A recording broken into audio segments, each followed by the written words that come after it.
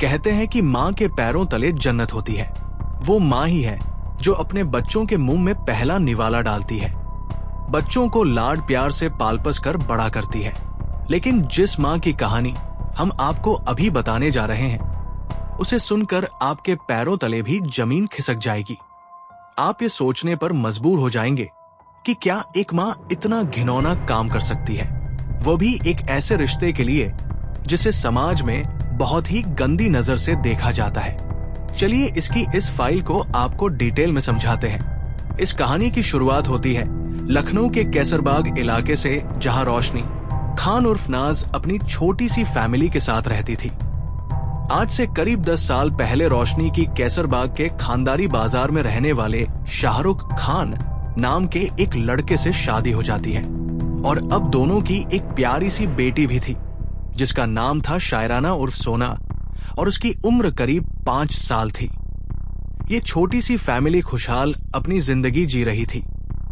लेकिन 14 जुलाई की रात को सब कुछ बदल जाता है। दरअसल रात के करीब 3 बजे रोशनी पुलिस कंट्रोल रूम में फोन करती है और रोते हुए पुलिस को बताती है कि उसके पति शाहरुख ने उसकी मासूम बेटी सोना की जान ले ली है और उसे मारने के बाद वो यहाँ से फरार होकर आए। प्लीज आप जल्दी से यहाँ पर आ जाइए। ये सुनते ही पुलिस भी मौके पर पहुंच जाती है और जब उस खामोश बंद पड़े फ्लैट का दरवाजा खोल कर देखती है तो सामने सोना की बॉडी पड़ी थी, जिसके पास ही बैठी रोशनी लगातार रोए जा रही थी। वो पुलिस को बताती है कि मैं कुछ देर के लिए बाहर गई थी और जब घर वापस आई तो देखा कि घर में सन्नाटा पसरा हुआ है और उसी सन्नाटे के बीच मुझे अपनी बच्ची जमीन पर पड़ी हुई दिखाई दी। हालांकि मैं फ्लैट का ताला लगाकर गई थी और बिल्डिंग का मेन गेट भी बंद था। इसके आगे वो पुलिस के सामने दावा करते हुए कहती है कि ये काम उसके पति शाहरुख ने किया है, जो दीवार से चढ़कर 4थी मंजिल पर उसके फ्लैट तक पहुंचा होगा। रोशनी की बात सुनकर पुलिस भी सोच में पड़ जाती है, क्योंकि दीवार के सहारे 4 मंजिला ऊपर चढ़ना किसी आम इंसान के बस की बात नहीं थी। ये तो कोई चोरी ही कर सकता था या फिर अपराधी। इसलिए पुलिस के लिए भी इस बात को पचाना थोड़ा मुश्किल साबित हो रहा था। लेकिन जिस तरह रोशनी उन्हें रो रो कर पूरी कहानी सुना रही थी, तो पुलिस को भी उसकी बात माननी पड़ती है। इस घर में रोशनी के अलावा इसका एक दोस्त भी मौजूद था, जिसका नाम था उदित जायसवाल। पुलिस अब इस मामले की जांच शुरू करने के लिए सबसे पहले रोशनी खान से घटनाक्रम के बारे में पूछती है और फिर उदित जायसवाल को पुलिस स्टेशन में बुलाया जाता है। लेकिन उन दोनों की कहानी में पुलिस को कुछ फर्क नजर आता है, जिसके चलते पुलिस को ऐसा लगने लगता है जैसे ये दोनों झूठ बोल रहे हैं। वैसे उनके शक करने की एक और वजह ये भी थी कि इन दोनों ने इस बात को कबूल किया था कि जब वो घर से बाहर निकले तब शाहरुख ने फ्लैट में एंट्री की और जब ये वापस आए तब तक वो बच्ची को मार कर जा चुका था। लेकिन जब पुलिस ने सोना की बॉडी को चेक किया तो उसमें से स्मेल आ रही थी, जिसे देखकर पुलिस समझ गई कि बच्ची की जान गए 24 घंटे से ज्यादा बीत चुके हैं। लेकिन पुलिस के पास अभी रोशनी और उदित के खिलाफ कोई पक्का सबूत नहीं था। इसलिए पुलिस अब तफ्तीश को आगे बढ़ाते हुए सोना के पिता यानी शाहरुख के फोन की लोकेशन निकलवाती है, ताकि पता चल सके कि वो इस वक्त कहां पे है। थोड़ी ही देर में पुलिस को एक चौंका देने वाली जानकारी मिलती है कि शाहरुख कैसरबाग इलाके में पिछले 2 दिनों से आया ही नहीं है, जिसका मतलब था कि रोशनी और उदय जायसवाल झूठ बोल रहे थे, क्योंकि शाहरुख तो मौका ए वारदात पर मौजूद ही नहीं था, तो वो सोना की जान कैसे ले सकता था। इसलिए सच्चाई का पता लगाने के लिए अब पुलिस शाहरुख को ट्रैक कर उससे बातचीत करने का फैसला करती है और जब उसे पुलिस स्टेशन में बुलाती है तो ये देखकर हैरान रह जाती है कि शाहरुख लंगड़ा कर चल रहा है। दरअसल अभी 2 महीने पहले ही उसकी टांग टूट गई थी और ऑपरेशन के बाद उसमें रट डाली गई थी। तो एक ऐसा आदमी जो खुद बड़ी ही मुश्किल से चल पा रहा हो, वो 4 मंजिला फ्लैट में ऊपर दीवार के सहारे चढ़कर अपनी बेटी की जान भला कैसे ले सकता था, और जान लेने के बाद उसी तरह फ्लैट से नीचे उतरकर फरार हो गया। ये बात अब बिल्कुल नामुमकिन साबित हो चुकी थी। वहीं पुलिस को भी कहीं ना कहीं समझ आ गया था कि रोशनी और उदित शाहरुख को फंसाने की कोशिश कर रहे हैं। इसलिए पुलिस इन दोनों को थाने में लाकर सख्ती से पूछताछ करती है।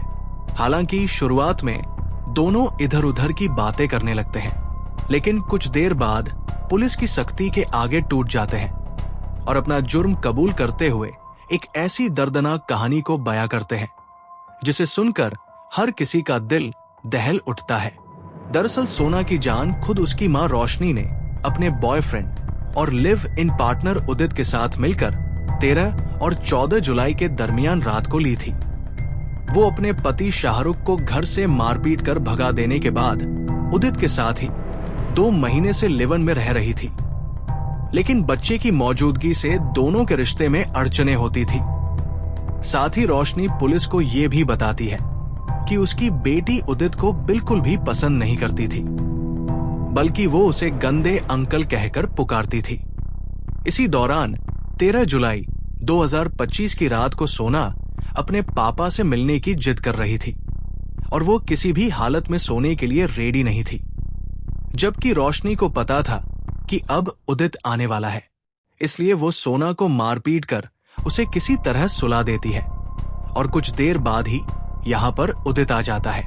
दोनों साथ में बैठकर ड्रिंक करते हैं और फिर डांस करने लगते हैं, लेकिन तेज म्यूजिक की वजह से सोना उठ जाती है और जब रूम से बाहर निकलकर अपनी मां को उसके प्रेमी के साथ आपत्तिजनक हालत में देखती है तो वो गुस्से में जोर जोर से चिल्लाना शुरू कर देती है और अपनी मां से कहती है कि मैं इन गंदे अंकल के बारे में पापा को बता दूंगी।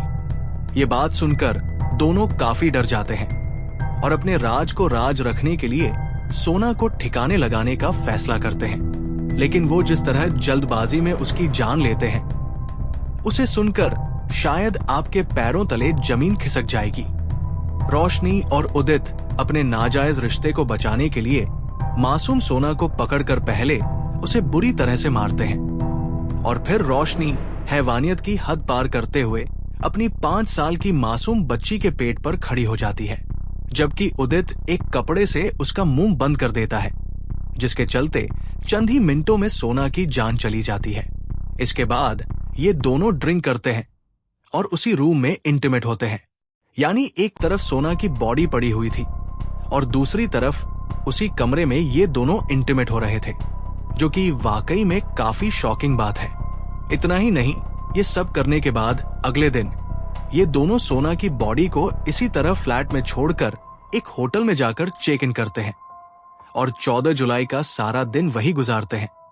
और इस दौरान रोशनी और उदित दोनों बॉडी को ठिकाने लगाने की प्लानिंग भी करते हैं, लेकिन ये प्लानिंग कामयाब नहीं हो पाती। करीब 24 घंटे बाद दोनों 15 जुलाई की रात को फ्लैट में वापस आते हैं और बॉडी की हालत खराब होता देख उसे एसी के सामने रख देते हैं और पूरे कमरे की सफाई कर परफ्यूम वगैरह छिड़क देते हैं ताकि स्मेल बाहर ना निकले। इसके बाद रोशनी खुद ही पुलिस को फोन करती है और झूठी कहानी सुनाती है और सारा इल्जाम अपने पति शाहरुख पर डाल देती है। वो शाहरुख जो 2 महीने से इस मोहल्ले में आया ही नहीं था, लेकिन पुलिस ने इन दोनों का झूठ पकड़कर सारा सच जानने के बाद दूध का दूध और पानी का पानी कर दिया। लेकिन दोस्तों, कहानी सिर्फ इतनी नहीं थी, बल्कि आगे इस केस में और भी कई ऐसे राज खुलते हैं जो इसे एक खौफनाक मोड़ दे देते हैं। पहला सवाल तो यही था कि जब रोशनी की शादीशुदा जिंदगी अच्छी खासी चल रही थी, उसकी एक प्यारी सी बेटी भी थी, तो उदित जायसवाल उसकी जिंदगी में शामिल हुआ कैसे? ये सब जानना पुलिस के लिए जरूरी हो गया था। लेकिन उदित के बारे में जानने से पहले आप थोड़ा रोशनी के बारे में जान लीजिए। ये लखनऊ के पब्स और बार्स में एक बार डांसर का काम करती थी। इसी दौरान इसकी मुलाकात एक दिन शाहरुख नाम के लड़के से होती है और दोनों जल्द ही शादी कर लेते हैं, जिसके बाद रोशनी के घर में एक प्यारी सी बेटी का जन्म होता है और ये फैमिली खुशहाल जिंदगी बिताने लगती है। लेकिन रोशनी को नशे की लत थी। सिर्फ ड्रिंक ही नहीं, बल्कि वह और भी कई तरह के नशे करती थी, जिसका खुलासा पुलिस इन्वेस्टिगेशन में हुआ और इसी नशे को लेकर दोनों पति पत्नी के बीच में आए दिन झगड़े होने लगते थे।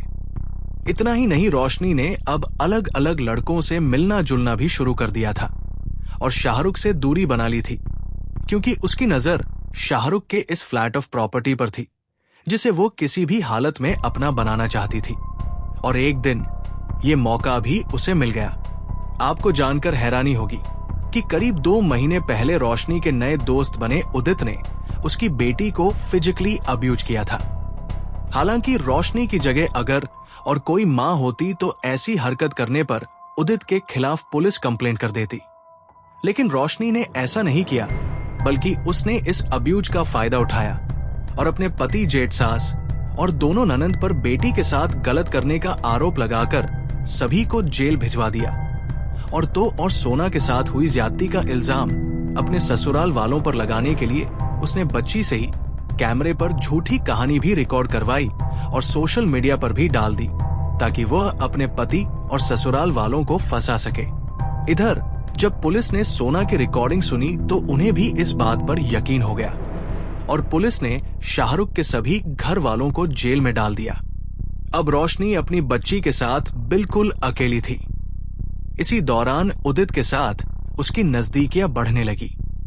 इधर जमानत मिलने पर रोशनी के ससुराल वालों ने रोशनी से दूरी बनानी शुरू कर दी और उससे अलग रहने लगे, जबकि शाहरुख को रोशनी ने मारपीट कर घर से भगा दिया। अब क्योंकि फ्लैट में सिर्फ रोशनी और उसकी बेटी थी, तो इसी मौके का फायदा उठाकर उदित रोशनी के साथ इसी फ्लैट में रहने लगा। इस तरह वक्त बीतता गया और दोनों साथ रहते हुए करीब 2 महीने गुजार चुके थे, लेकिन सोना इनके रिलेशनशिप में कहीं ना कहीं अड़चन बन रही थी। वो बार बार अपने पापा से मिलने की जिद करती थी और उदित को गंदा अंकल कहकर पुकारती थी। साथ ही इन दोनों को धमकाती भी थी कि वो सब कुछ शाहरुख को बता देगी। इसलिए रोशनी और उदित को लगने लगा कि अगर वो सोना को मार देंगे तो उनका रिलेशन ऐसे ही चलता रहेगा और बेटी को मारने का इल्जाम शाहरुख पर लगाकर उसे फिर से सोना की जान लेने के आरोप में जेल भिजवा देंगे। ठीक उसी तरह जैसे बेटी के साथ गलत काम करने के आरोप में सभी ससुराल वालों को जेल पहुंचाया था और फिर सारी प्रॉपर्टी रोशनी की हो जाएगी, जिस पर ये दोनों मजे से मौज करेंगे। और आगे चलकर इन दोनों ने इस प्लानिंग को अंजाम देते हुए शाहरुख को फंसाने की कोशिश की और अपनी बेटी की जान ले ली। आपको शायद जानकर यकीन ना हो, लेकिन ये जो उदित नाम का शख्स था वो खुद रोशनी के पति शाहरुख का 8 साल पुराना दोस्त था और शाहरुख को अभी तक ये पता ही नहीं था कि उसकी पत्नी का लिव इन पार्टनर कोई और नहीं बल्कि उसका अपना दोस्त उदित है। और इस बात का खुलासा हुआ एक इंटरव्यू के दौरान। जब पुलिस ने शाहरुख को उदित के बारे में बताया तब उसने हैरानी जताते हुए पुलिस से कहा कि उसका 8 साल पुराना दोस्त है वह।